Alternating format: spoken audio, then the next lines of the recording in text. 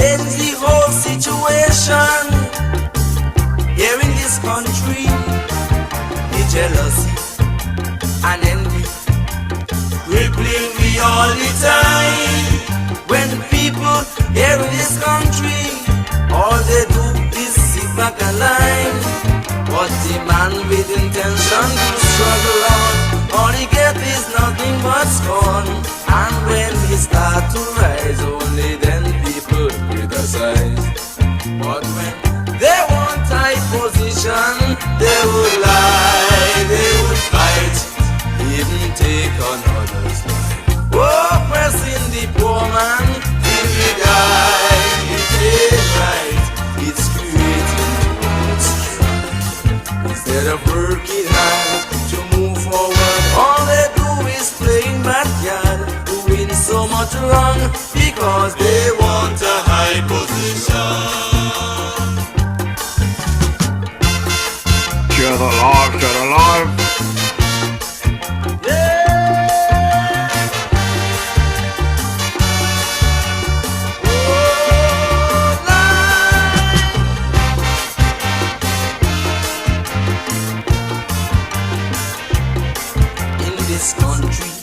Anybody come from a poor family and they does not have no position in high society, they must fight day and night with good capability. But when he gain high authority, they still think it's too good for him, so they will find any way to keep him down, even spread rumors around or some other plans for the jealous demand position. And then for want of position, they would lie, they would fight, even take on others' life. Oppressing the poor man till he die. It ain't right, it's creating troubles. Or if a poor hungry man have a destination to rule over this nation, don't care what you do, he will still have position over you.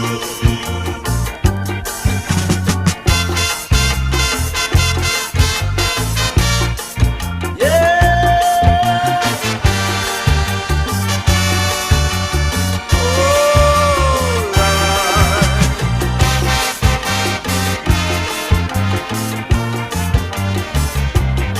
Please don't blame me, for I see corruption in this country. The iron hand preventing man from being what he should be. But I will, for I should tell it all to the whole nation, that the men who created corruption are them same politicians. They will go around cussing each other down, creating strife among my people. And while we fight one another, they in hotel drinking together. And then for want of position, they would lie, they would fight, even take on others. Oppressing the poor man till he die. That's why my people lose. But when them politicians run election and say they want to help the nation, well, that isn't true. They just want position over me and you. Oh yes, that isn't true. They just want position over me and you. You could tell them again that that isn't true. They just want position over me and you. Oh yes, that isn't true. They just want position over me and you.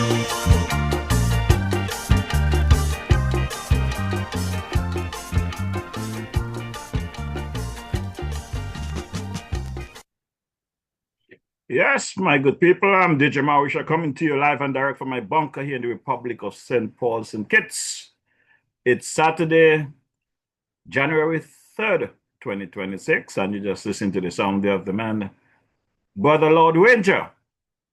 And as you're aware, I said I won't be back here until January 7th. However, with the development that taking place there in Venezuela, took place there in Venezuela early this morning, I just had to come with a quick live broadcast, inviting the man, Brother Oakland Benter, to have a follow-up conversation. We spoke about this situation that would have been possible just over a year ago.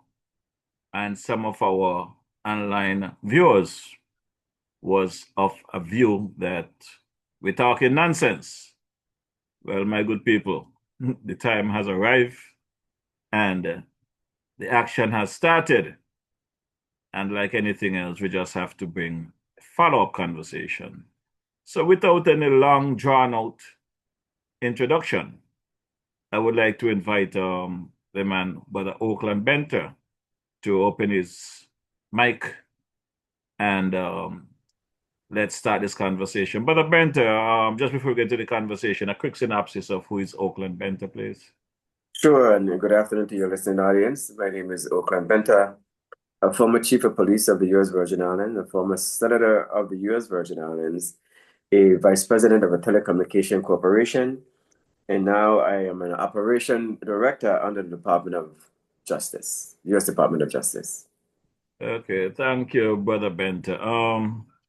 Not too long ago, we had some predictions of things to happen or things to come if our leaders of our Caribbean islands, including Prime Minister during our beloved Federation, does not address certain situation with our CBI and certain actions that can be instituted to affect our country, by extension, the people, because who really will be paying the price at the end of the day is the citizens of our beloved Federation. Those home locally, those within the region, and those in the diaspora, with possibility of visa restriction, denied of visa, denied of traveling, CBI sanctions. We can get such things such as the tourism sector being affected. And I know when you broke down the relationship between the countries within the region and spoke about the connection with Russia and China and the various Caribbean islands, some folks say plainly that we're chatting shit. So, Brother Benter, there was an operation on the island of Venezuela, or the country of Venezuela, sometime this morning where the president of that island and his wife was extracted by the U.S. military and has been charged with several crimes. I'll leave that up to you to explain to the people. You have been doing that for some months, and some folks will have the view that the action of today, January 3rd, 2026, though we predicted this thing would have happened in 2025, just a few days shy of 2025, but it took place. So our prediction, we didn't have a crystal ball, but we saw it coming. So your input, Brother Benter. Sure, definitely. And I want to say again, good afternoon to all who are online with you today, actually, Saturday, the 3rd of January. As the DJ mentioned, the prediction of moving forward with Venezuela is issue in correcting what has been one of those things where Edmundo and Maria, who were the elected individuals in an election, who were denied what you call the process or due process of the process of election. But along the way, several mechanics were in place and many maneuverings were taking place. And in the maneuverings, as we have pretty much discussed, some of it now opened other doors, which became very prevalent. Some countries denying U.S. Vessels to dock on their shores under the OECS. And in the OECS, on the same token, you have other nations that are actually running some islands otherwise and bringing things in through the ports or different areas of the ports that are not detected or can be checked by the customs or the custom of the country or immigration. And while this is taking place, a bold move was made.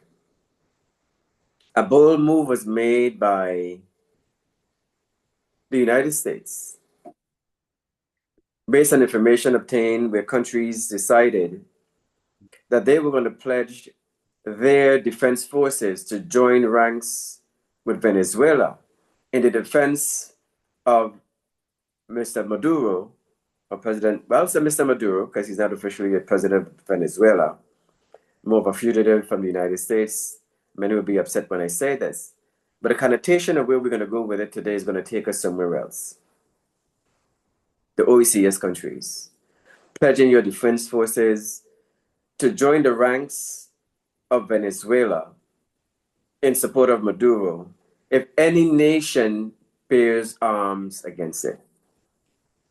You have leaders in the Caribbean, while under the libation of champagne or otherwise, and felt that they needed to have a stance of empowerment, sitting in the presence of the presidents of Castro, of Cuba, president, and many other leaders of other nations who were vowing their support. Leaders of the OECS vowed their support to immerse their defense force if arms were raised against Maduro. The quick reaction of the United States became very prevalent. And as such, some of our OECS countries and others will then begin to feel something different later. See, in cutting off the oil from Venezuela, in the traverse of those ships, wherever they were heading, I think we have forgotten that there's a West Indies oil of the Caribbean. And those units are provided with fuel of different categories to service the country. In the press conference delivered by the President of the United States today, he said that they are going to run Venezuela. The United States is going to run Venezuela for a period of time until the right person can be seated, working in conjunction and correlation with members of the Venezuela's government and of the country. But yet we still have the issue with the CBI.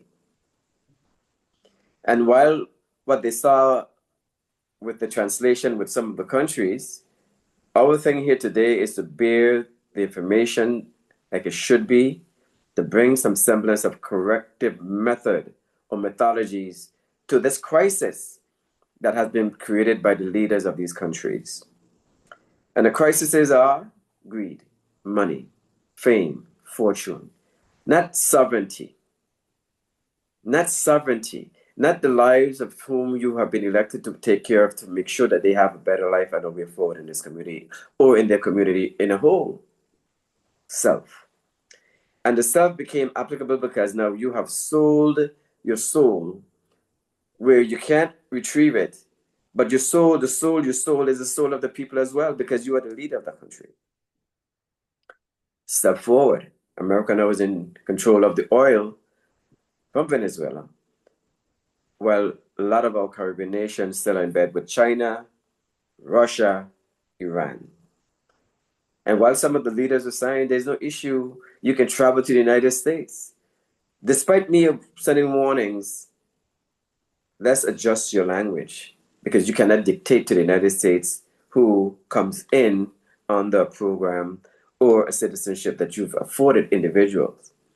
And they made a mistake, and they still said and continue to say those who have visas can travel into the United States, rather than allowing for the U.S. State Department, to make those deliveries on behalf of the United States. Speak about your country. You can speak about that, but you can't speak as far as the United States. Most recently, what's not being explained is that there have been a lot of people from the islands who have traveled and found that they've been going through some extensive reviews. And those reviews are not just reviews just for a moment. It's a movement to curtail the entry of individuals with these documents, as you mentioned, DJ Marisha.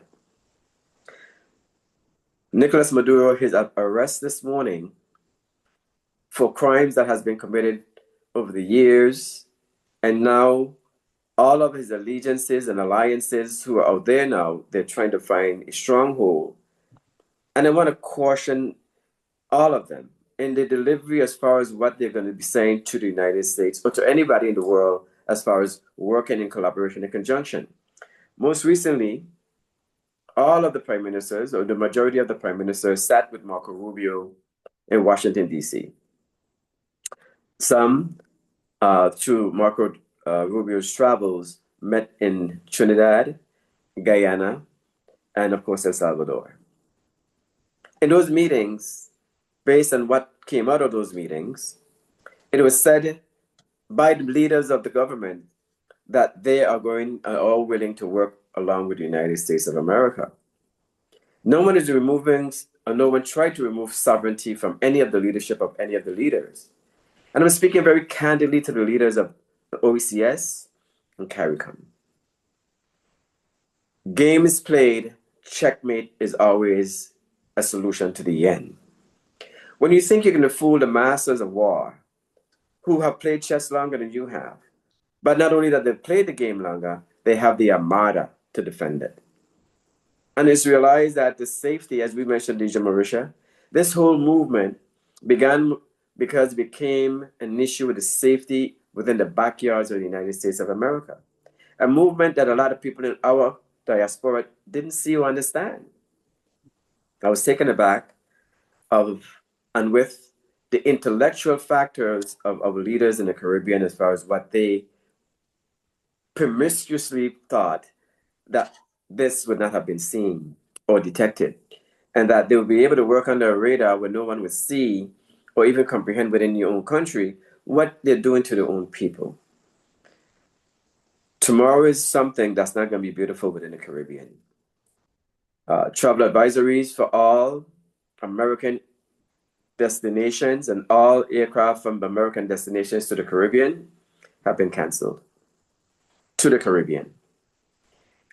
One of the most powerful things you may see the British Airways and Virgin Atlantic and whatever have you coming in, but the pool of the immersing of passengers as far as tourism, the cruise ship industry out of Florida, things that people aren't looking at. Those things are now being questioned because a lot of our OECS countries still fall in allegiance and alliance with China, Russia, and Iran. Things that leaders should have done. While the buildup of this was taking place, as you and I, DJ Marisha, we tried to educate, we tried to explain, we even embellish our souls to assist because we understood what was to be if certain measures were not taken. But because you and I, and based on who we are, many will look at it and say these are just countrymen just talking and don't know any better. But we haven't been wrong yet. Every single thing we've said that the ministers denounced, this can never happen. Well, today is a new day about dawning. And it still continues. And in listening to, if they're not paying attention, which you should, none of them paid attention to the oil as far as running out of supplies because they thought that things would be as it normally would be, the same. This is a different time. Things have changed. The concerns of every American today based on how they're being educated, and we said it on this show, there would not be another 9/11 on the shores of the United States of America. You have Colombia that's being looked at and have been looked at. And as to talk about the drug cartel, I would say more the bigger picture. This is the Americas. The Caribbean is a part of the Americas. We are a part of the Americas, but we have not been able to manage our way through certain factors because the leaders of our country prefer not to be transparent. They don't want to be audited. They just want to be able to receive money, but don't have to account for it or for it to anyone or to even the people who provide them the funding. And with that, the landscape became one of those things, even though there's a treaty between, that they'd rather work with other nations who would give them blindly. But the blindness that they thought about, when these countries own your airport, they own your hospitals, they own your highways, they own your infrastructure, they own you. They own you. You have, based on contract and agreement and funds that they've given to you, now you got to pay back. And now this is the Peter and Paul discussion. How have you robbed Peter? Now you got to pay Paul. And now the United States is calling his cards, because what a lot of people didn't realize is that through the back doors of the CBI, St. Kitts now realize that you have more people who are citizens of the country under the CBI program than your nationals. But in looking at what the transcending of this thing has created, as we said, China pushed a lot of their bomb technicians to the CBI. China, as we've said, does not allow for dual citizenship. But you had a Chinese company doing the background on Chinese citizens to get citizenship out of St. Kitts and several other Caribbean islands. How do you erase that? And that's why I said when the leaders were saying your visas will be honored, these individuals who are on the radar that has citizenship in St. Kitts, Antigua, Dominica, St. Lucia, and so forth, who are terrorists, sleeping cells, bomb technicians, chemists for chemical warfare, working with Iran through Korea, North Korea that is, where they work together in building these devices. And a lot of these devices came through our Caribbean islands in pieces and parts and assembled in other places throughout the Caribbean diaspora. America is not asleep. Some would say, well, we don't need the American visa. That's not a problem. But don't bring harm their way from some other region way across the other way, where the impact of any explosion, whether atomic or nuclear, will be felt not only in the United States, but it's also going to be felt within the Caribbean. The micro and macroeconomics of an agency or country to grow requires that diversification of ability to work in harmony with others who have been the major provider for your economy.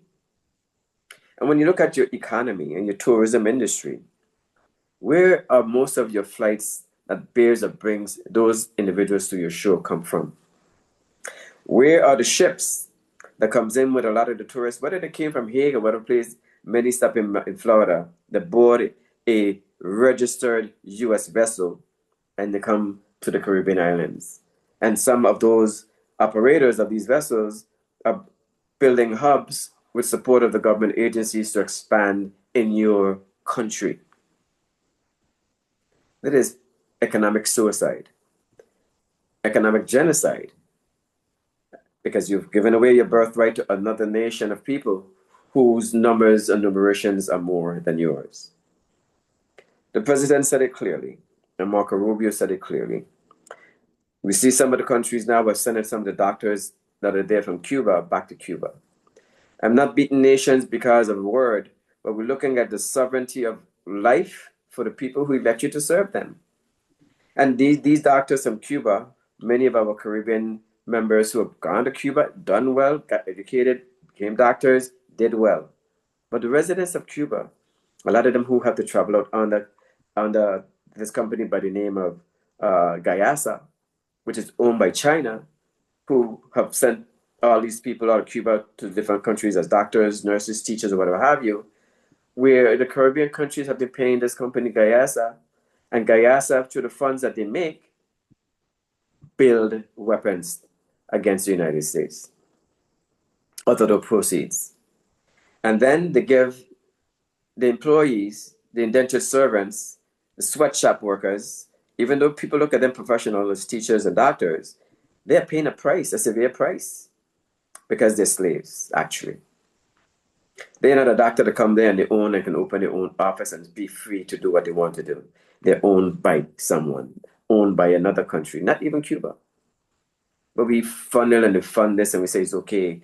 And then said to the United States in a meeting where the prime ministers met that they're going to work along with the United States, along with Marco Rubio and the Secretary of State, to move out of this. Thinking that it would have been a discussion at a table and 20 years later is still the same thing. It's not the same. It's a different approach. If it's said this way, it must be this way. Some would say America's being a bully. I don't think anybody really understands what war looks like, decimation looks like. And if someone were looking at the strategic strikes of the infiltration into Venezuela, if you heard the screams of people who were miles away from the explosions and how they reacted, that's minute because these were strategic strikes. Imagine you're golfing your island. I don't know how much St. Kitts and Nevis can handle. But I know no country wants anyone to detonate or deploy any weapon that detonates and destroys life and property in your home. What side of the corridor we want to be on today? Because today now marks a tomorrow that we're not discussing. The economic value when none of the leaders of the OECS has now come together. They have not come together and decide as a unit whether you're pro or supportive or whatever party you're part of. All parties need to hold one head now and come together. Whether you're in government or not, every party need to come together, because this is now an issue now that deals with your country. It's just not the United States. The United States is looking out for its survival, its safety, its borders, being safe for its people. What do you want for yours? And I think the people whom you represent wants the same thing. But because you got locked into so much and you have pledged yourself for so much, you've lost the way in your own deliverance of services for your people. Now it becomes more of servitude, really. Advice: I would encourage all parties of each country, elected or not, minority or majority, opposition or not, to come together.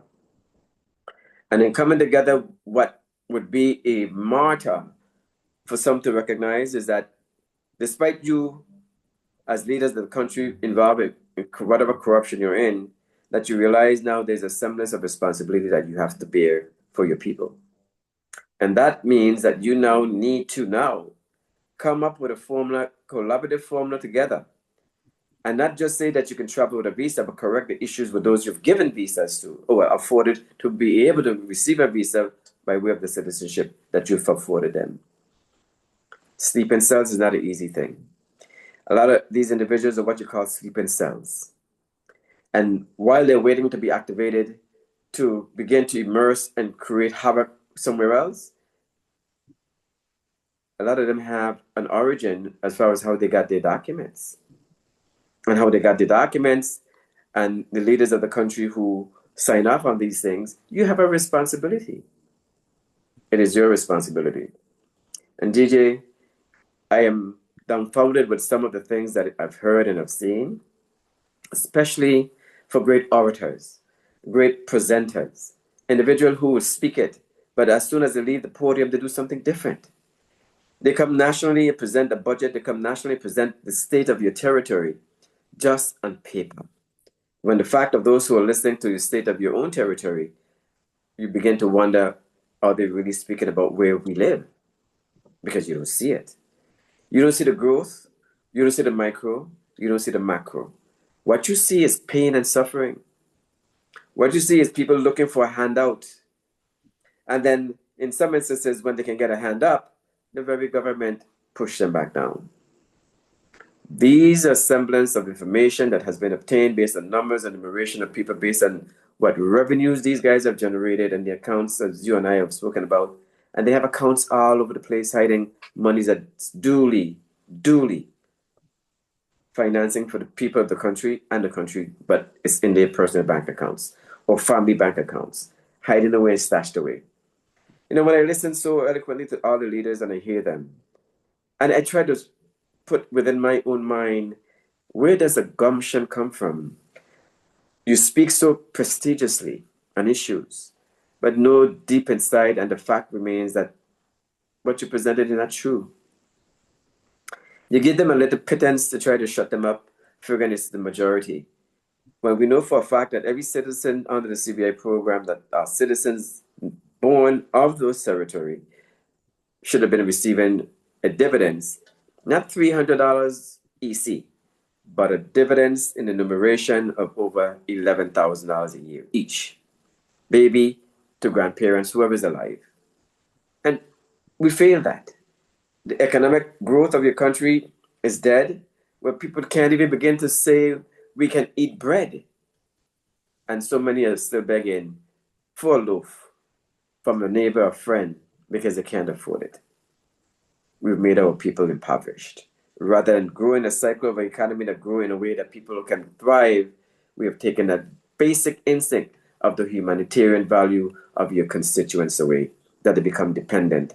And when they see a minister, their hands are out for a penny, a dollar, a dime, a dollar. They try that every single day when it could have been the other way around. It's appalling. So Nicolas Maduro has been arrested, as everyone knows, along with his wife, and they will be charged in the Southern District of New York for crimes against the United States as well, and many other places. But that is not the end all to that. We said in the last show, DJ, that once the dust is clear when Maduro is removed, it would have been three ways. Could have been three ways. That he left on his own by way of a door left open for him to leave. That he was pretty much captured while in his own profile of his home, or killed. Number two applied, but number two is not over. Here comes the other picture for us and those leaders in the Caribbean. It is now your turn. The attention is on you now. And what are you going to do? In listening to, and I won't go to the island where Prime Minister is speaking about they have taken steps to ensure certain things going forward with the program, you got to go backwards. The problem is those that you had that are still out there that have these documents of certification that honors to bear the trust the United States had in you, which is the citizenship of your country, your signature for them to move forward to the next step, which is go to the embassy in Barbados and get what? A visa. You created that. And America is now on to you, and it's your turn now to step up to the plate and do what's right. Don't speak about tomorrow. Go backwards and clean that up. Come forward. But the cleaning comes with a serious price, because a lot of you accepted a lot of money in exchange that they may say they will want to recall. And some may take you to court, and they will win, because you as a country violated your own charter, where the program, which was created so eloquently for a purpose, was misused and mismanaged. So DJ, I know that there are a lot of people online and they're listening, and a lot of people want to know what's next. And I think this is the time now to cry with all political affiliation with respect must come together, come up with a destiny designation by the members of all the parties, because this is now something that they have violated, and leadership capacity that has now placed these countries on a blacklist. And we got to get out of those blacklists. Well, Brother Benter, I can recall not too long ago in speaking to you, when I see the things that can happen to our beloved St. Kitts Nevis, I shed some tears. Yes, you did. And today is no different. The feeling that I had that evening is the feeling that I had all morning, that meeting of November 2024, when I asked you to come into the Federation and to speak to our Prime Minister in regards to the information that you find out or uncover when I ask you to look into some matters. Mm-hmm. And you accepted my request. You came in and you presented the information. Mm-hmm. And as I reflect on these criminals we have in our parliament, while you was delivering the information to the Prime Minister, the criminal of a AG continued to interrupt, asking you what was the ask. Mm-hmm. And that affected me so much, because it was like I was in some back room in Harlem, New York, where the gangsters and the drug dealers was making a deal. Mm-hmm. So it really affected me then. And to see where we are today, I can recall when you finally got the opportunity to finish your presentation to the Prime Minister. The Prime Minister asks of his options, and you gave some options. You even volunteer your service as an advisor free of cost. Mm-hmm. And what came out of that meeting, which should have been a meeting that did not take place, is to see that our prime minister, the man I respected as the person that will change direction and put us on a good setting, came publicly on national television and social media and said to the people, imagine someone came to his office and tried to shake him down for 40 to 100 million, only because he got caught with his hand in the cookie jar. And instead of him doing the right thing, whoever encouraged him to come up with that bullshit or that nonsense to date still continue to go down that slope, that muddy slope, that corrupt slope. To date have not resolved these issues. Instead, after the DJ had the opportunity to see a documentary which basically covered the facts of the activities, the criminal activities that was transpiring during the days of the former administration, these folks who was running the CBI and stuff, and continued under this government. What he said? The DJ was accused as well of being a part of this team to shake down the prime minister. And he did not call my name, but I knew I had to unmask myself, because hadn't I unmasked myself, people would have run with that narrative that there's really something like that taking place, and I could not allow that to happen to the people. And I came out and I said, he want to read text? Well, let me read all of the text that took place. Because according to the prime minister, had I stayed quiet, I would have been okay. But I wasn't concerned about my being okay, me being okay. I was concerned about the level of corruption and what is going on in our beloved Federation of St. Kitts and Nevis. And Brother Benter, many people might forget, because as they say in our beloved Federation, people talk for 9 days and it done.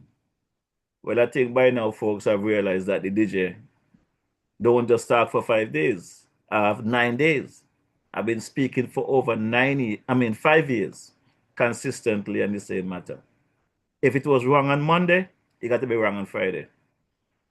If it was wrong under the Team Unity administration, it have to be wrong under this administration. And look at where we are. Look at where the country is today. Visa restrictions, the CBI project is in a mess. The lies of the prime minister said that the former prime minister sold some 22 to 25,000 passports to foreigners, and it was wrong and it was illegal. It turned out that he signed off on most of those CORs. And he's yet to deny it. Look at where we are today. I do not know if you look at social media lately, but on Christmas Eve,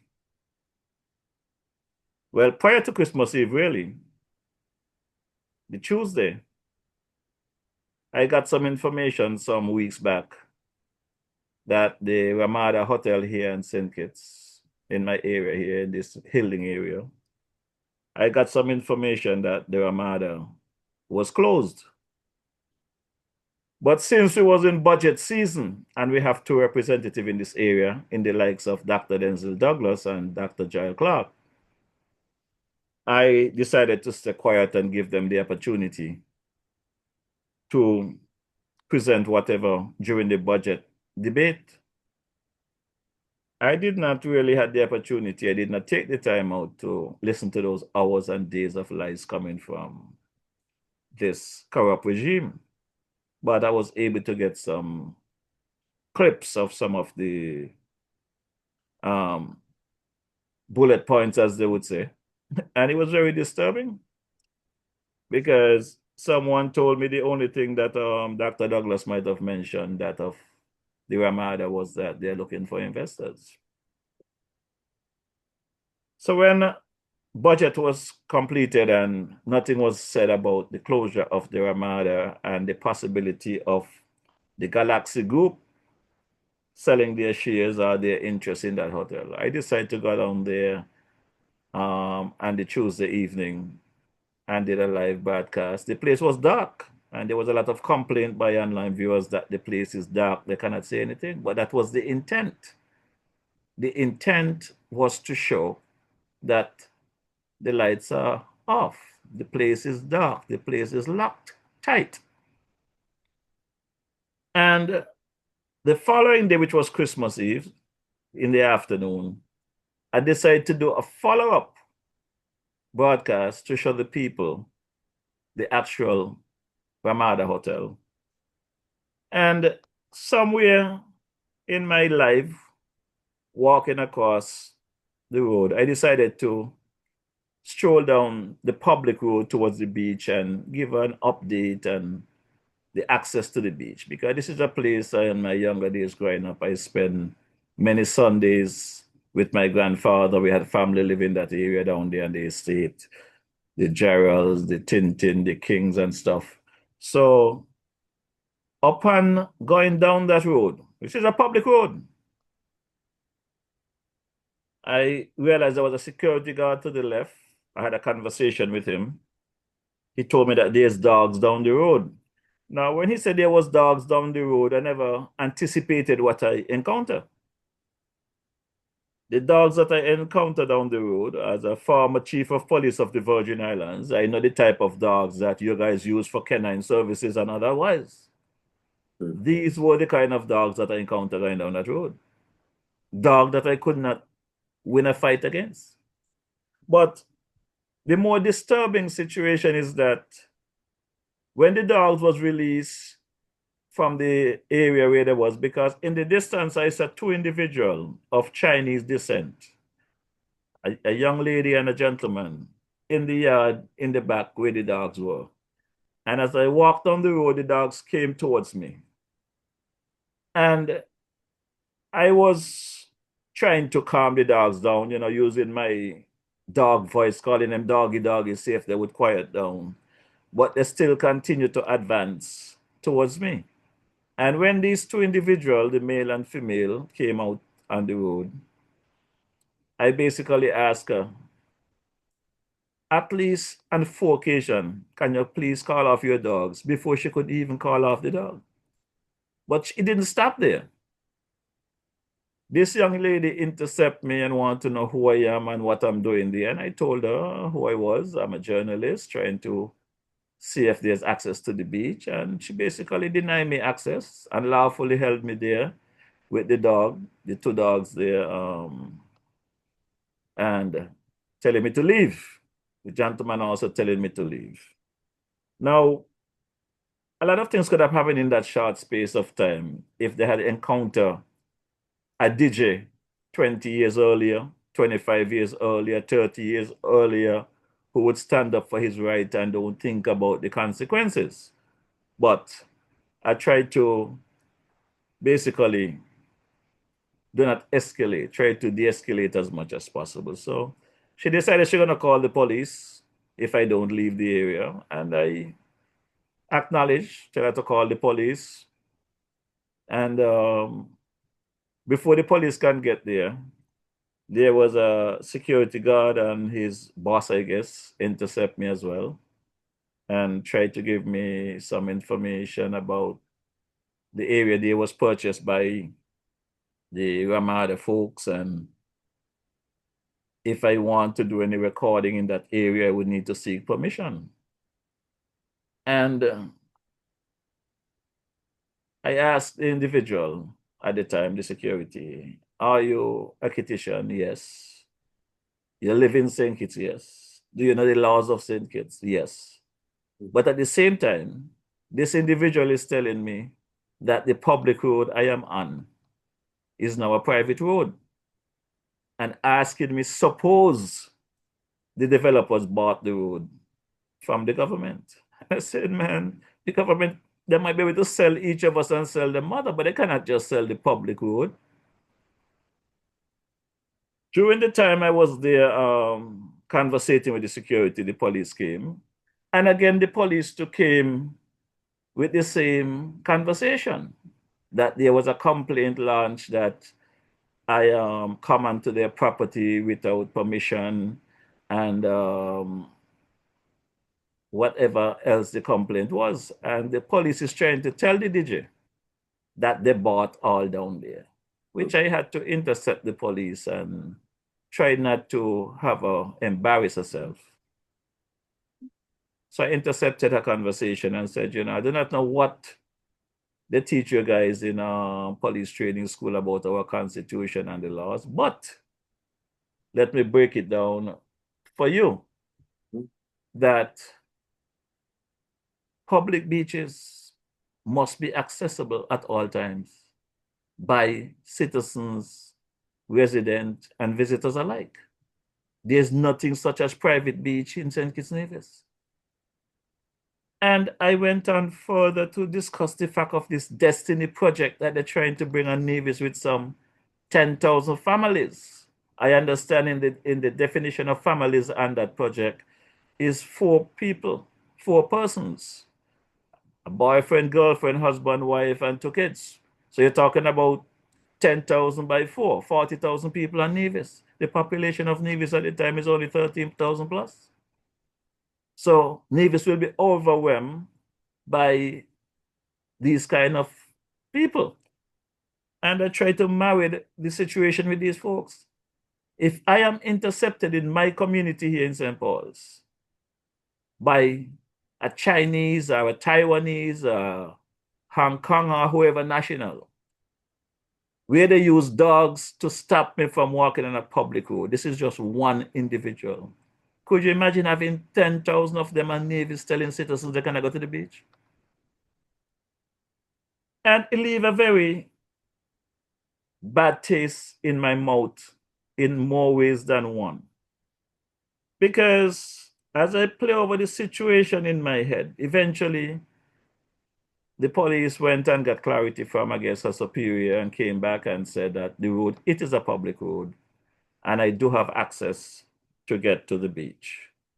By that time, the sun was down, the place was dark, and though I tried to get to the beach, it was just impossible at that time because not only the place was dark, I could not see the road properly, but at the end of that road where I turned, then there were more dogs down there.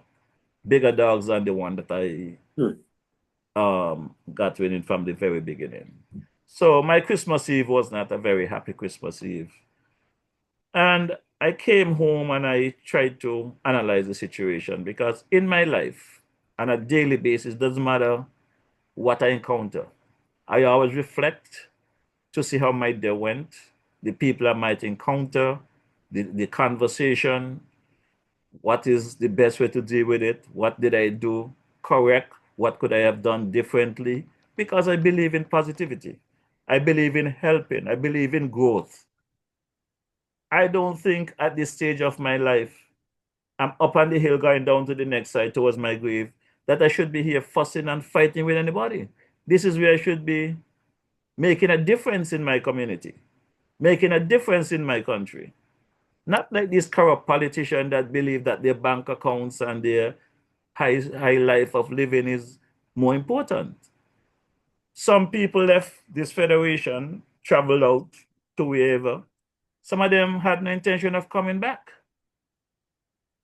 When I left here, my intention was always to come back, was always to give back. And that I will do until such time that I cannot do it anymore. So after reflecting and speaking to another officer, I called back the police station and I filed a complaint about access to the beach. And I did say I will follow up with the high command. I did follow up with the high command. I reached out to the commissioner of police and requested a meeting.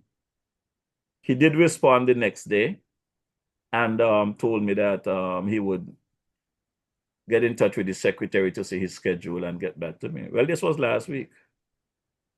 This is Saturday. this week gonna be ending today. And I did let him know that anytime after the 31st of December, I look forward to meeting with him. I am yet to hear back from the police commissioner, which I'm hoping if I don't hear from him, I'll follow up with him on Monday. But the bigger issue is this. I get calls from around the globe, from the UK, from the US, from Canada, from the region. My boy Nevis Tulu called me and we was on the phone for at least an hour discussing the matter. I spoke to Calvin Daly. You know, to date, I have 2 representatives in this constituency in the likes of Dr. Douglas and Dr. Giles Clark. Not one of them pick up the phone and call to look into this matter. And then as I reach out to other individuals who I think should have an interest in this situation, it appears as though that they are aware of this problem long before I encountered it, but choose to ignore it because they might be getting some sponsorship or benefit from the Ramada. So we have a serious issue here in St. Kitts. I happened to attend a funeral in Tortola over the weekend. And while in Tortola, I received a call from an individual to inform me that they just wanted to bring me up to speed because they saw my broadcast from the Ramada about the Ramada being closed. And there was an individual that came into St. Kitts on the 26th of December who apparently had booked their stay at the Ramada, only to find out upon arrival into the Federation that the Ramada was closed. So what happened next? Apparently this individual, when found out that the Ramada were closed, was taken, to the Kitishan Hill, who also was filled. There was no space for this individual. So a regular citizen, a local individual, had to put up that visitor for the night and was able to get them a room in town the next day. I came back into the Federation and I did my due diligence to get in touch with that visitor. And I want to thank that visitor that chose to be unknown. I spoke with them last night for a bit, and they explained, the individual explained to me that yes, in fact, they booked the Ramada via Expedia to stay, and upon arriving into the Federation, it turned out that the Ramada was closed without their knowledge, and they had issue getting a place to stay, and a local individual put them up for the night. They've since got a place in Basti area. But what I must report as well is that the individual explained to me that in the beginning, they was frustrated to get here after booking their stay and didn't have no place to stay. But as everything fall in place, when they booked that room, they didn't realize that the Ramada was so far away from the city. So they would have had an issue with that. So getting someplace in town to stay was a good thing for them. They didn't have to pay for the Ramada, so that it was not out of any cash with that. And the high side of it is that they have met several individuals and St. Kitts and Nevis because they visit Nevis as well, and the people was very courteous and accommodating. That individual is scheduled to depart St. Kitts today. And I messaged them earlier and wished them a safe journey back to their destination. Brother Benter, there's a whole lot more I can tell you. But in a nutshell, that was my Christmas. That's a lot. That's a lot. You know, as you say that, There's gonna come a time that China is gonna ask for allegiances, because we're gonna get there. Russia and China has an operation in Venezuela, separate segments that they developed and so forth. So they have interests. But America has taken over the entire country.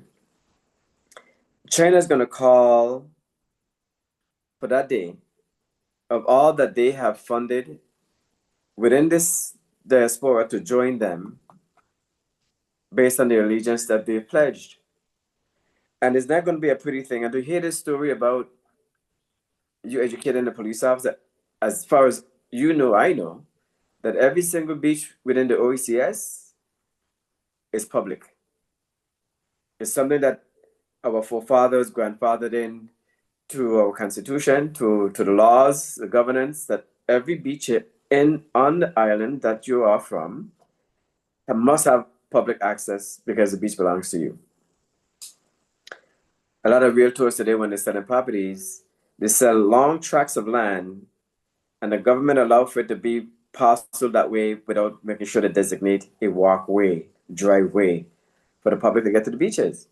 As a realtor said, well, we're losing money. Who's going to pay for that tract of property, depending on how deep it is to the beach? Who's going to pay for that? That shouldn't not even have been a discussion to be had. It's already on your books that it must be a public access. So I think more than anything else, as you explained, you became that person who became the role model for the country, to step up and help someone who are displaced at the time, and you then take them somewhere for them to be comfortable in your home. Because lasting impressions are hard to change. And word in social media today, you kill an industry or kill potential travelers to your destination because of certain people, what they say. But in explaining to the officer, I think that's the part that has me a little shaken to the fact that that wasn't part of what they were taught or trained in, and they had to call somebody else in. This is basics. It could have gone another way. I mean, you still have as far as what was informed to you, you still have steps that you can take. But what if you are arrested for trespassing? Or what if these dogs had attacked you on public streets? And then it would have been that you were trespassing. I mean, these are the things and the qualifier, and I'm trying to figure out if the place is shuttered, the hotel is shuttered, but it's still online as open for booking.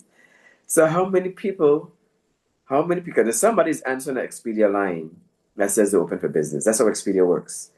You book with Expedia, they call the site. If there's no answer within 3 calls, they block the site. So somebody's answering at the site that they're open for business.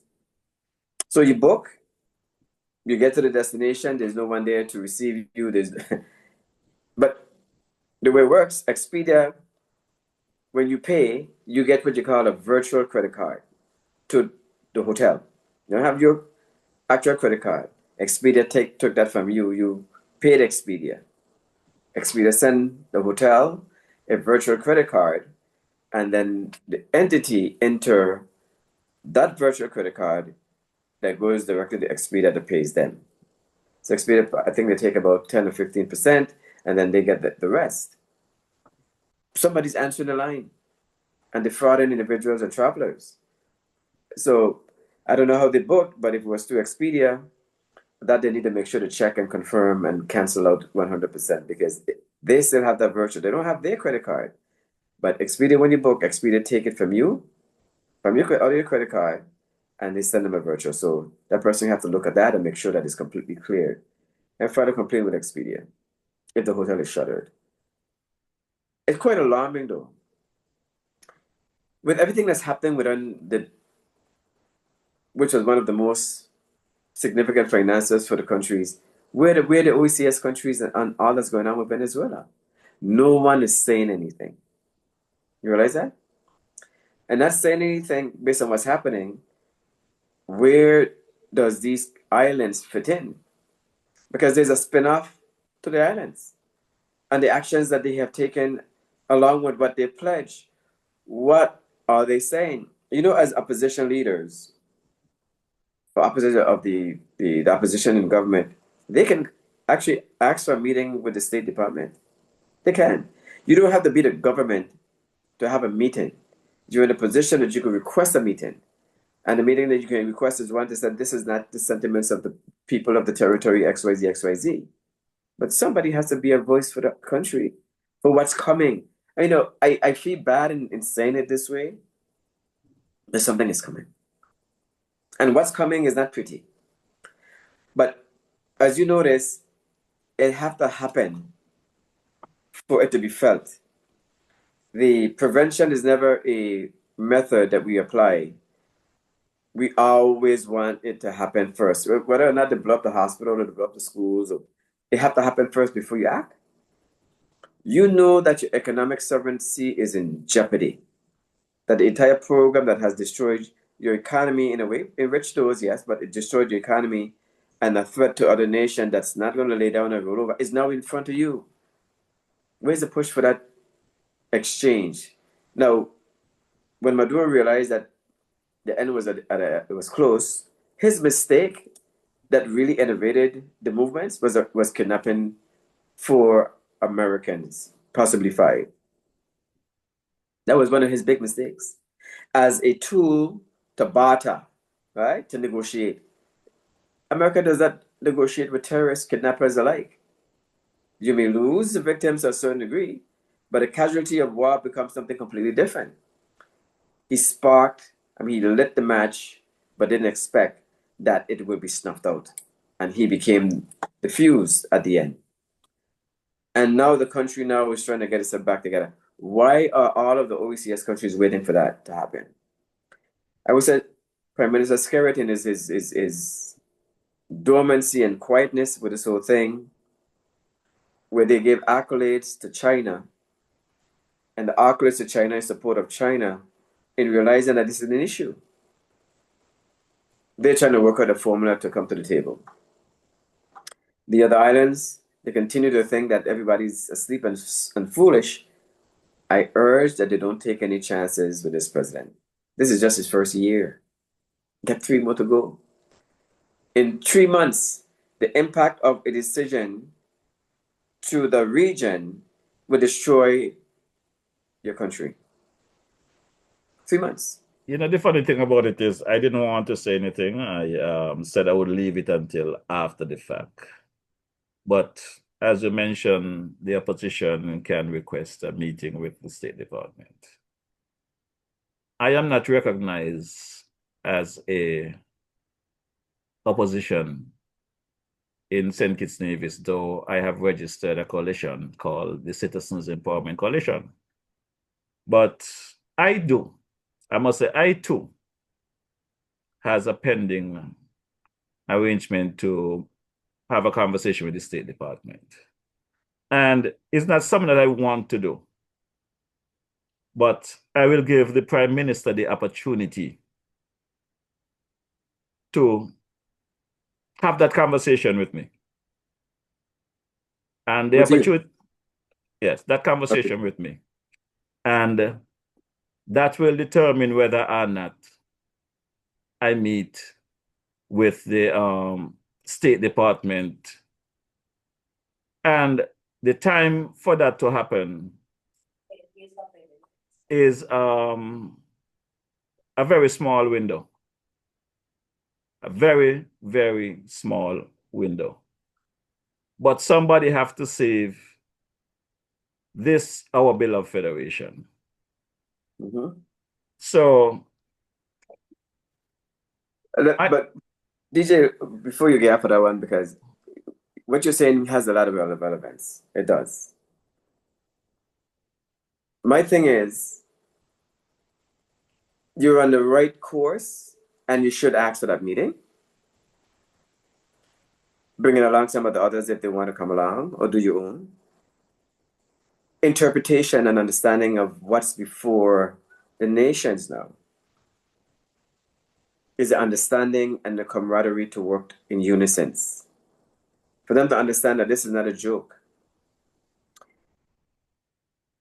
A page out of Maduro's book.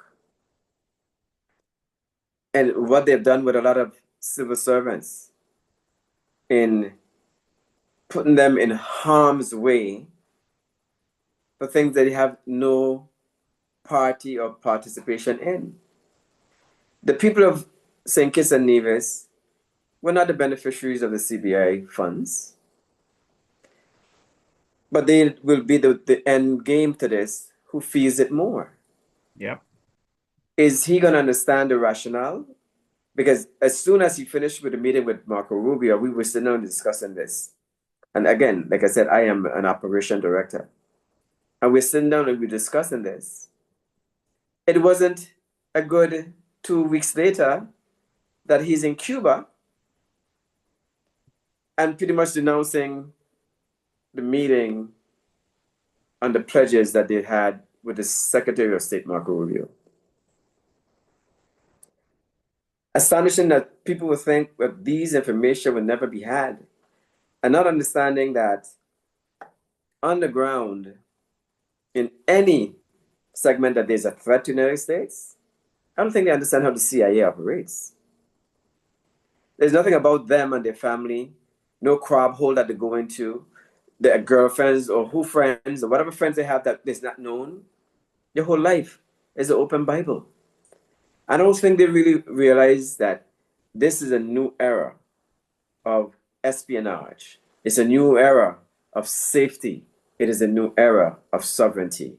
And at all costs, there's a nation or nations that would definitely go beyond and above to protect the lives of their own. But if you have the opportunity, and I recommend it, and I help you with the meeting, not his meeting, because I don't see myself sitting down with the Prime Minister again in any meeting. Well, that door is closed. The reality is not that I want a meeting with the Department of State. Mm-hmm.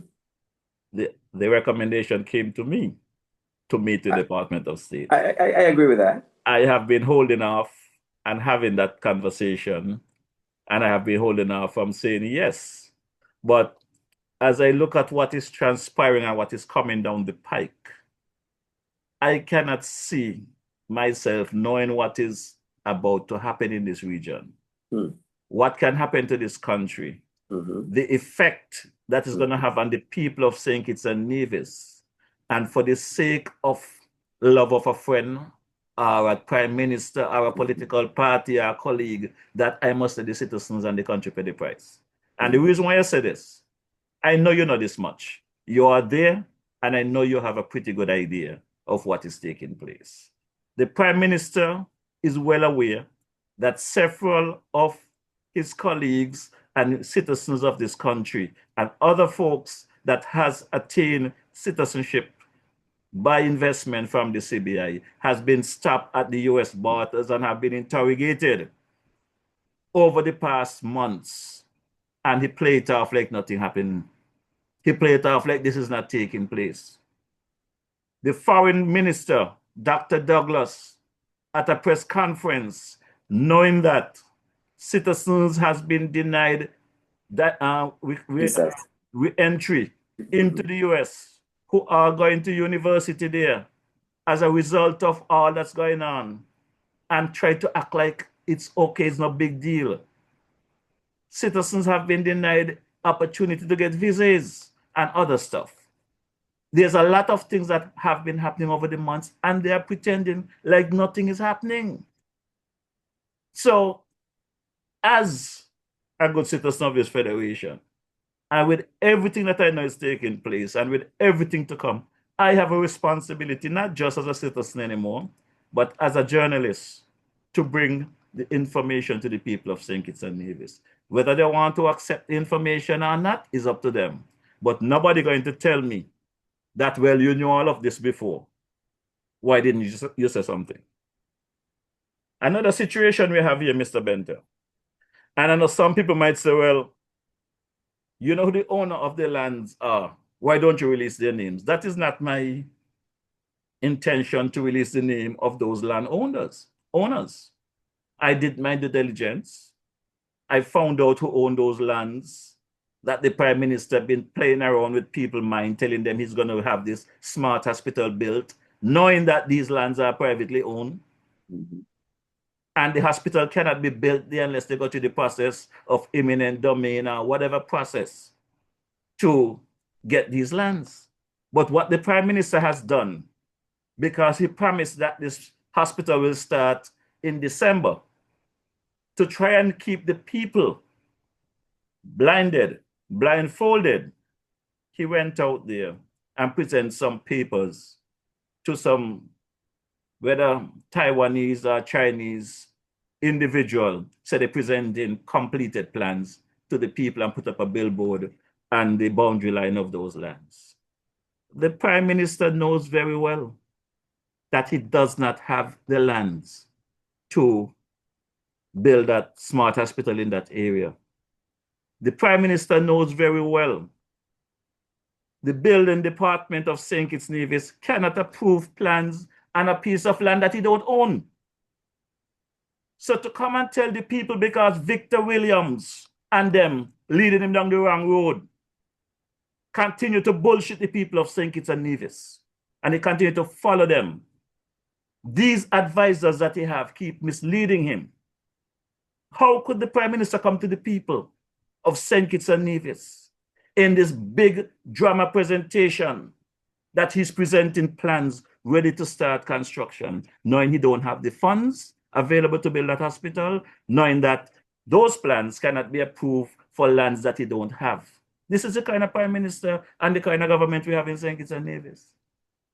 Just picture ups and lies.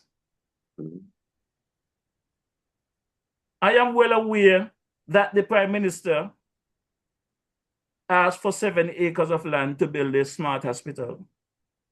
Hey, Mr. Benter, I was at the JNF for a while. I didn't just sit down looking at the tiles on the floor or walk around, as some of them might have said, do not know what is happening. I did my investigation, I did my due diligence, I gave my advice. I was at meetings giving advice in the creation of those plans. While the Prime Minister is asking for 7 acres of land to build a new smart hospital, the old JNF up there have at least 11 acres of land to the back where that new hospital could be built at the current JNF. So he have more than 7 acres of land, but they continue to lie to the people. They continue to bullshit the people. And this DJ must be a part of that process if I want to be in the inting. Well, I don't need to be in an inting misleading the people of St. Kitts and Nevis. Anytime you're going to lie to the people of this country, I cannot be a part of it. I could not be in that enclave and still say the things I am saying. I had to be on the outside, and I wasn't going to walk out, let them put me out the house. Now I'm free to speak. Now I'm free to educate the people of this country, home, locally, regionally, internationally. And who don't want to believe what I am saying now, just like everything else, are coming to light. Eventually, everything I present will be coming to light. And the people will see that the DJ has been telling the truth all along. And these corrupt politicians, they will have their day when the time is ripe at the next polling date. During the budget address, I laughed to myself because when the clip was sent to me, when the former Prime Minister, Dr. Harris, was questioning the audit report in regards to some $27 million special loan that was given to the Marriott Hotel, interest-free, 27 million interest-free loan.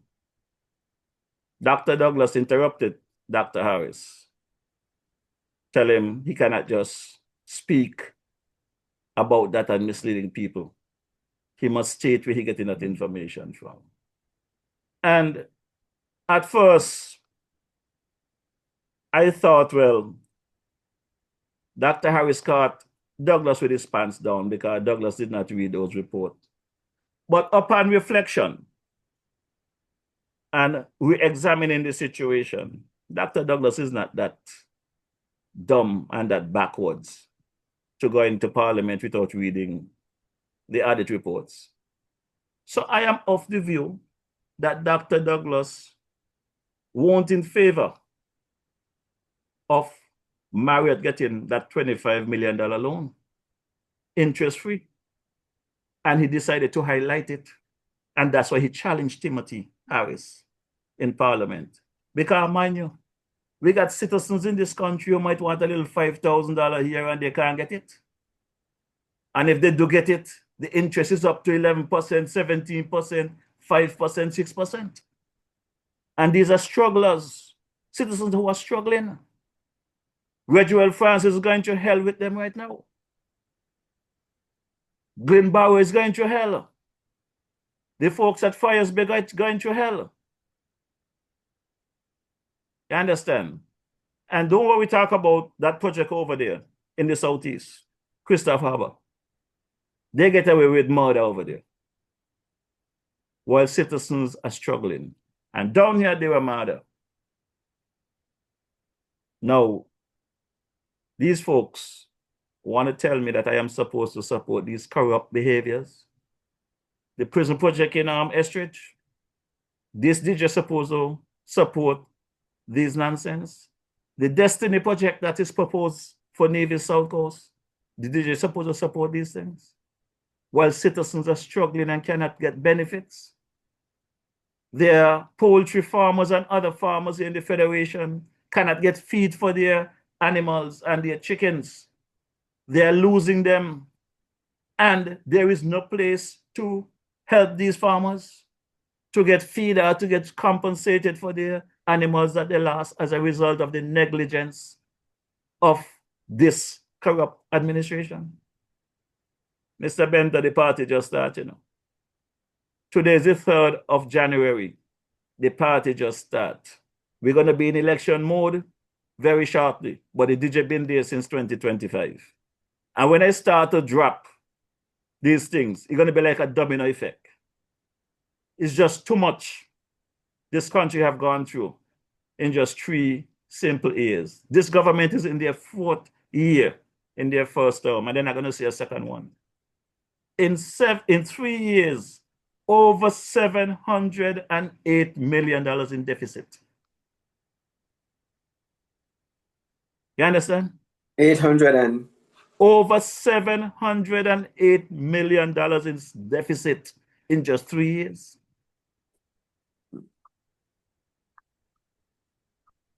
and this is deficit. Deficit, not profit. Deficit. This is what the audit reports are saying. You don't have the base number, right? Don't worry about it, we get it later. All the information is I get it later. But I know you're going to do your due diligence. I'm Yeah. just giving you information because I know you're going to do your due diligence and you're going to come back and you're going to present yourself. Because I really was hoping not to see you before next Wednesday, for my first podcast. But I had to drop something today. I couldn't let today just go down the drain. But Mr. Benter, we are in a mess in St. Kitts Nevis. And the word disappointment is a word that is not even strong enough, because I know you've been here with me, you and my cousin Kent Bonnier, during the 2022 campaign, championing this new Labour administration to get there to fix the problems in this country. And to see that they have done worse than the former administration in less than 4 years. I actually sat back and bite my tongue. I said, I'm going to give them 2 years of observation. I'm going to observe. I speak quietly in the background. Try to tell them to do the right thing. Come back. You're going on the wrong road. They got some jackasses out there coming to try to defend the wrong. Week and after week and radio talk shows and on social media, folks want to come to attack the DJ for highlighting these things. Now look at where the country is. Sugar Mass just finished. People got loans to go and buy costumes, but they can't get loans to take care of their homes, to build a little shed on their house. They cannot get loans to help their kids. As a matter of fact, last year, I remember someone explained to me that when folks apply to get some kind of social help, And the application, they even want to know how much underwear your child have. Hmm. This is what they carry on with. But they could take up $27 million and give to Marriott tax-free, interest-free. Brother You know, Bento, I'm looking at this thing too, Marisha, where 708 million, I'm digging into that, because that's a big number for a deficit. yeah, in 3 years. That's a big number. And one of the things that, well, is the country prepared? And of course, the answer is going to be no. Someone will say, oh, well, this is a tactic the United States trying to come in and take over a country. Is the country prepared for the United States to work hand in hand with the country through Interpol, Homeland Security, and administering governance? If they're prepared, you're sharing your government with another entity in a sense where you fall short of this other government coming and help you to bring it to the level where now the U.S. government can finance the country, if necessary, through subsidies and grants. But in accordance with that, you must be able to provide back to the United States financial audits, right? And the data. Simple. But they're not going to want to do that. If they listen to what the president said, but America is going to be running Venezuela for a bit, right? I would have jumped up and request assistance from the United States to correct my vexing issues. Because I have the capital to deal with a lot of these people that are from the mafia side to the terrorist side to other government interest side, like the likes of China, Russia, and Iran, that you now have to face a different music. Cuba, you don't have it. But in working with in alliance with comes with a lot of responsibility. Is the country prepared to do that? People say, well, we want to remain independent, but you're independent. But you're talking about alliances and so forth with where you want to be on the side when things happen. Maduro was strong in what he said as the person when he sat in the position as the president. A lot was said. And in saying so much, by one blow of a nostril, you close one nostril and blow, it was over. One blow of a nostril. Mr. Bento, Mhm. President Maduro went to sleep Saturday night. I must say Friday night Friday night. as President Maduro. Yes. At 2:01 a.m. on Saturday morning, he was no longer president President of Venezuela. That's of right. Venezuela. That could happen in any one of these islands. And that's why there's some of the islands right now that's going through other litigations, right? With certain entities as well that will be fooled or will destroy the country in short order. Everybody has an opportunity to come together now. And I applaud you going and having these meetings. You should. Because in the perception and perspective of things, people look at how people behave. It is not the little nanny who takes care of a little grandchild or the little lady who go to the hotel to work and do clean and make bed. These are not the people who are part of this issue. It is those who have been elected and what they've been doing outside of an abstract to what the people elected them to do. But it's creating something else.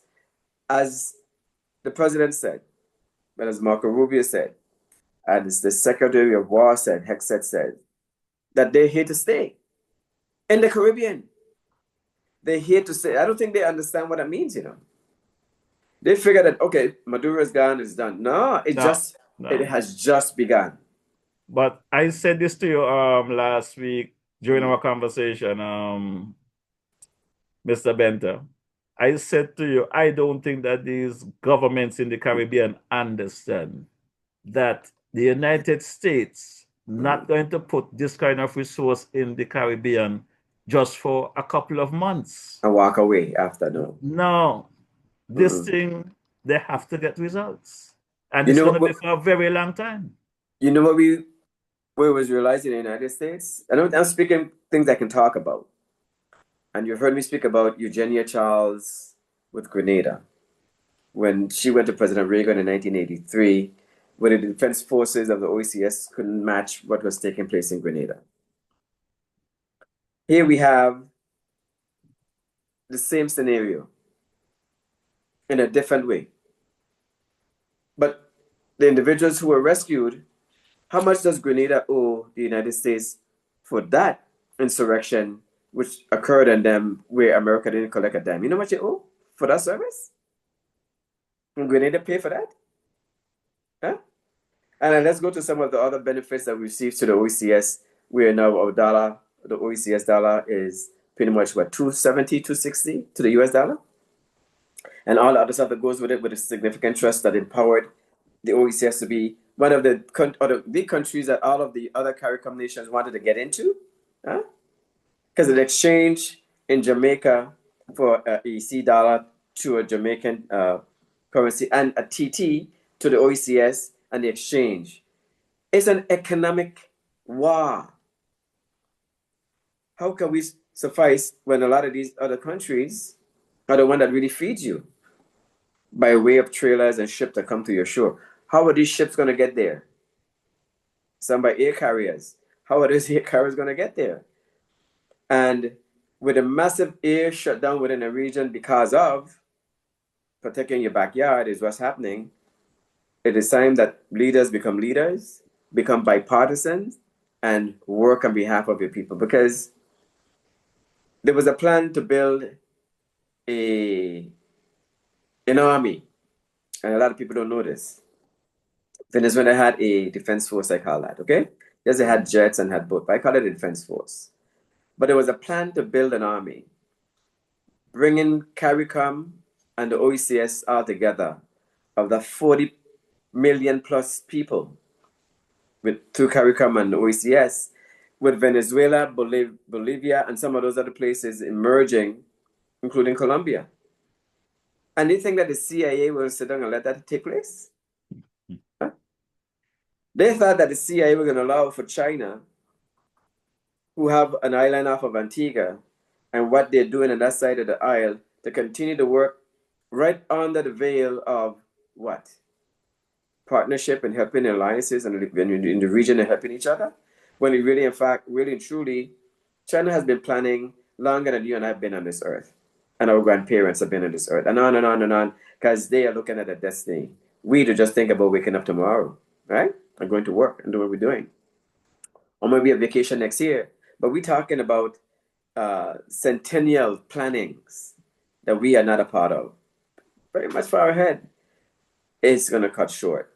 So as we go down South America, and you're looking at what's happening going down the pipeline, America realized it was engulfed in many directions, from Mexico border, Canada border, South Africa, and then the Caribbean countries in their participation with these countries against them. Against, not for, against. That is why it was so easy for them to place proclamations on the visas and green card and many other things that many people have that they so badly need, some medically, some education, like you said just now, student visas. And America said, you want to be my enemy, but you want me to be your beneficiary. I educate you, feed you, but then you still want to be my enemy. I could go back to 9/11. And I want you to go back in your mind as well. When these jets emerged into these Twin Towers, several ethnicity of people within the United States, within the Virgin Islands, they were chanting in support of the attacks. There won't be another 9/11. Chanting in support of the attacks. And America needs to fall. I go back and I look at the records, and those who are listening, of how many people from St. Kitts traveled to the States on a visa while pregnant, and traveled primarily to bring their beautiful babies into this world to be Americans. I got the numbers. The numbers are astronomical. Then you look at how many, yes, Kittitian and Eurasian citizen, but their residence is the United States. The residence with a green card is the United States. Significant. Significant. And then you go down to those who now got the visas and they have the work visas and they got certain things to be done. And now you're talking about them digressing now because now they can't get the visa renewed to go to work. But these are dividends that come back to your country because if they live there, whatever have you do business here. The carriers from ship to plane, we had the discussion. That warning is already there. Today, there's no U.S. flights into St. Kitts. None. None out either. None out either. Okay? And this is the beginning of a chain where the Iwo Jima and all of that's passing through because, of course, a lot of other things that's taking place. How many things are buried in our oceans to be picked up? I'm giving our people an education. How many things were manufactured and taken off the shores and dropped where it's sitting and waiting for them to pick up after it's been assembled within our diaspora? How many of those things? These are the likelihood of what we file in a category or leaders file in a category for money, but don't realize that those devices that they explode, it don't matter about you or me. It's strategy for warfare. We don't exist. You're not important. What's important is they were able to fool you and walk you down the road for greed to get what they needed done and plant things throughout our Caribbean waters. There's sweeps taking place right now for devices in our Caribbean waters. Any of our leaders speak about that or any of our defense forces understand this and know this? No. We're here to stay. In our backyard, our family, yours, mine, our Capuchins, Antigua, and Dominicans, these are our family. But they're not politicians, right? They're hardworking Caribbean men and women trying to maintain for them and their family to have a productive life. They didn't expect for all of this. They didn't sign up to be a part of a warfare or a genocide or insurrections. They vote for people to represent them and to make their lives better. But those that they are working with, those elected officials who they're working with, they have a better plan than you. Because you're on this side of the wall. We're on that side. The effects of what we will create on that side does not impact us like that right away. That it destroys you. Right? Well, Brother Bento, what I can say to you, right, is this. Whether we want to accept it or not, I know some of us don't want to hear it because some of us are emotional, politically aligned, and not ready to hear the facts, the real truth. As I said last week, a young lady came with 2 dogs to intercept me. Put that in perspective that there are going to be a lot more of them, a lot more dogs. And where they are concerned, they don't want our dirty blood to spill on them. So they use the dogs to do their dirty job. This was done back in the United States down south. Of course. During the days, right?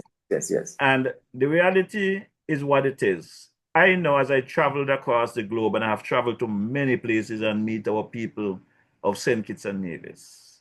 If these individuals, those individuals were ever to be sent back to St. Kitts and Nevis, they cannot survive here. The country cannot hold them. You look at the carnival season or the music festival season, the amount of people on the ground, it will be much more than that. The country is not ready for this. Our leaders need to wake up and understand that they're going down the wrong path.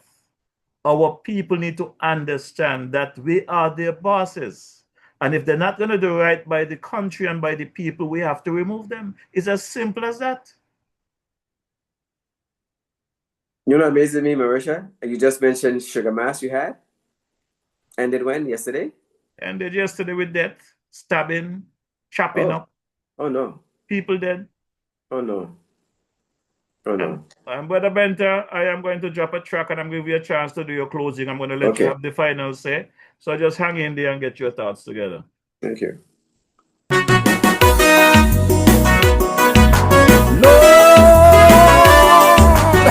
Help us, help us.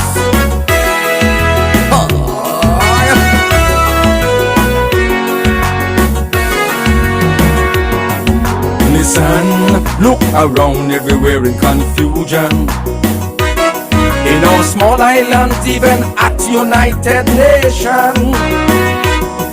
World leaders, oh yes, I'm afraid to say, taking us closer to destruction every day. Oh yes, corruption breeding corruption is the talk all about. Dissatisfaction in government and policies is a common shout. Hatred, envy and spite, I say, has now become the order of the day. Oh yes, well look, the forces of evil acting today, trying to get us down in every way. So we got to stand up for what is right. That's right, drive evil deeds from the darkness onto the light. And billions, let's pray for the land. Walk hand in hand. A house divided against itself cannot stand. Collectively pray, everyone, and work with a plan. Let me drive all evil deeds from the land.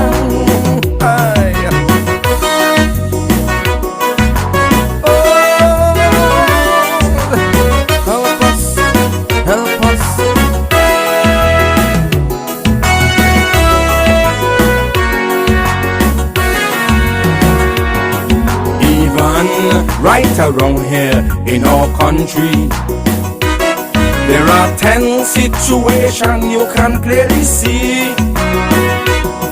Opposition opposing every move government made, opposing everything just for opposition's sake. We see a system where our people slowly lose the right to think, and most of all the freedom to choose.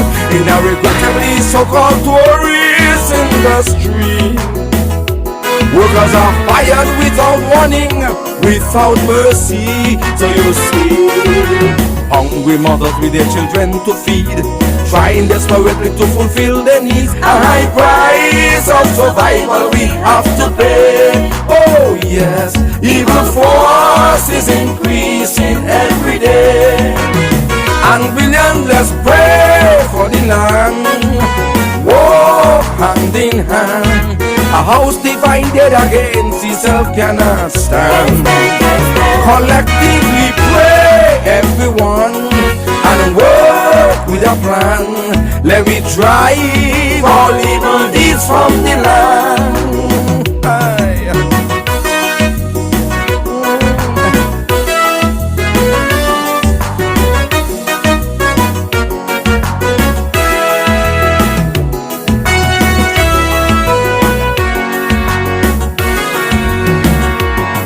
Bloodbaths in Syria and Afghanistan, in South Africa, victimization and oppression. Remember Grenada just the other day.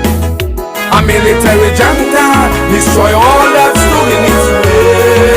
Oh yes, the world is standing on the brink of disaster, and may well soon end if our hungry leaders continue along this trend to pressurize people to satisfy their selfish needs, holding on to power at the expense of those they bleed. We pray that the forces of evil now stand in our way, creating heavier burdens every day, may very soon diminish from our sight.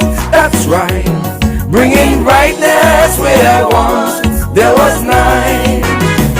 Come, pastors, pray for the land. Walk hand in hand. A house divided against itself cannot stand. Collectively pray, everyone, and work with a plan. Let me drive all evil deeds from the land. Come, pastors, pray for the land. Walk hand in hand. A house divided against itself cannot stand. Collectively pray, everyone, and work with a plan. Let me drive all evil deeds from the land. Aye. Lord,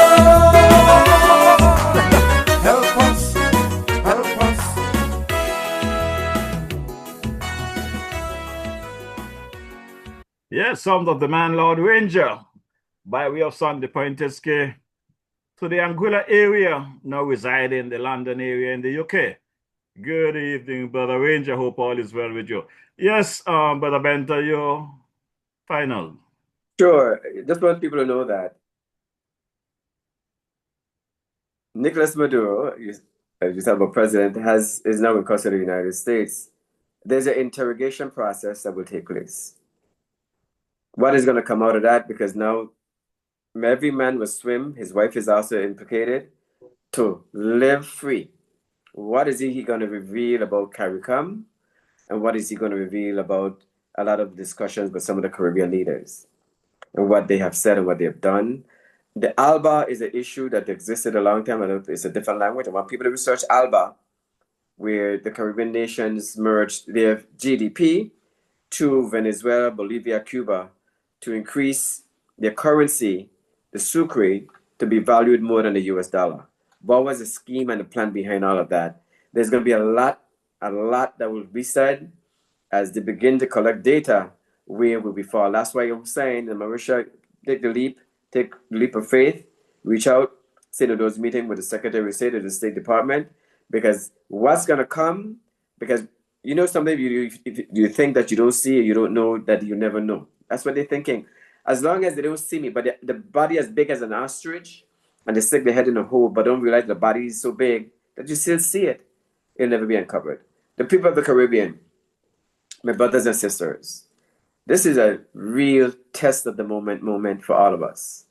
It is one that will consecrate, or it will devastate, or we will consummate. But we have to find a way, the right way, based on our forefathers and what their plans were for us, that others have made the plans for themselves in a leadership position. We've got to bring back that sort of centurion that we've had from those who saw well and fought hard for our freedom and independence, our sovereignty, our ability to govern ourselves, the independence of which we're able to obtain from the other nation to govern ourselves. But it's such a short moment, like Venezuela. You have another agency, entity that's running the country that should have been on its own way, its own path.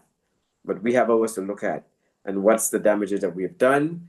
How can we fix them? And what's the real method and the methodologies that should be applied now, not when it happens? I bid you all a great Saturday afternoon. Look forward to speaking with you again. Have a good afternoon. Yeah, Brother Bent, as you speak about the interrogation process, I'm pretty sure Brother Maduro going to be drinking a lot of water. That's a fact. And I'm pretty sure he will be attached to some polygraph equipment. If a man kills his own aircrafts that move in drugs just to make an impression, these are all his own aircrafts. This is his part of allegiance. He's at his party where they said to blow up over 5, 6, 7, 8 aircrafts. These were his. These are people who are working for them. What will he do to the rest of the people who he doesn't have any sort of affiliation to? Story to be told the next time. Yeah, man. Well, my good folks, I've been here rapping with my boy, Brother Oakland Benter, former Chief of Police of the Virgin Islands, former Senator. And we just was reflecting on the conversation we have had in the past. Just over a year ago, we had some people say this will never happen in our region. However, the process have started, and the DJ have decided to come and just do some reflections with Brother Benter. So we're going to drop the unofficial anthem of our beloved Federation of St. Kitts Nevis. This one is called Arise by the late great King Arrow. I want to beg up the Gascals there, Nevis, specifically the man James and Charles Gaskell for continuing the fight for the people of St. Kitts and Nevis. No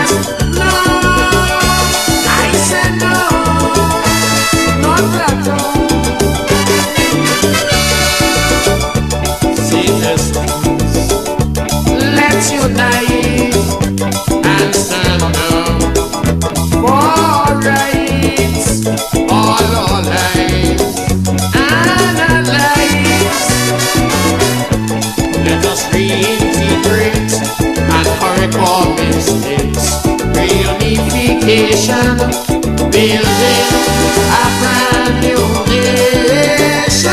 We move on together hand in hand. Rise, citizens, arise.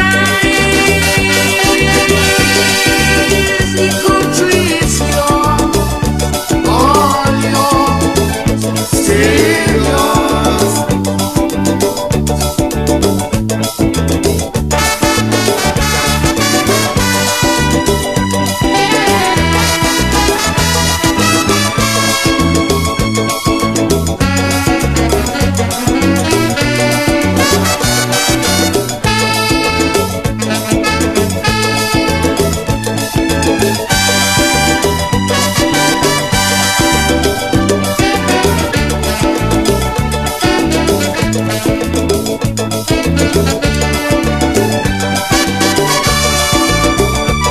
Can your conscience be clear?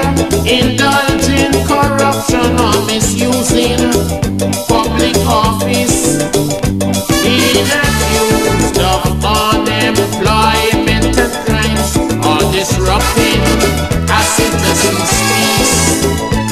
Oh, my country in disharmony, separated politically.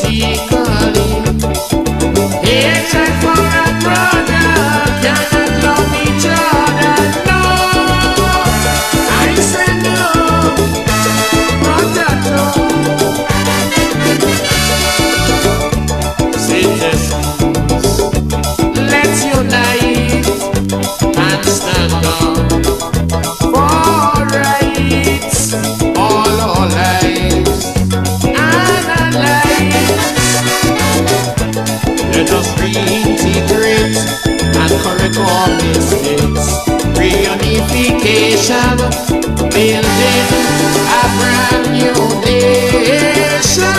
We move on together hand in hand. So rise, citizens, arise. The country is yours, all yours, still yours.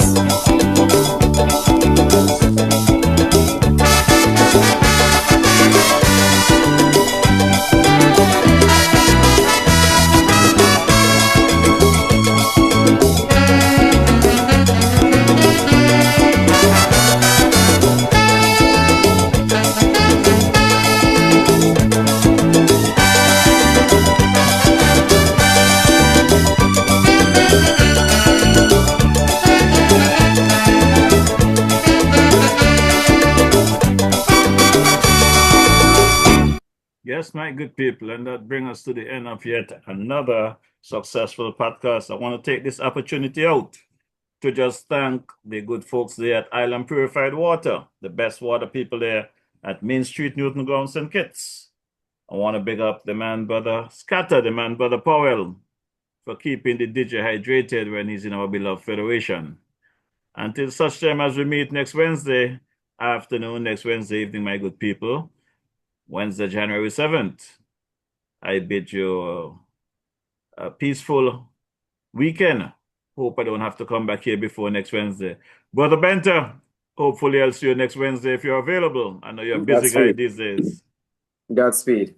Godspeed as we, as we break off right here, Colombia is the next place to keep an eye on, but I know that when we get together next week, there's going to be a much, much more happening in short order. I understand that. Love and respect.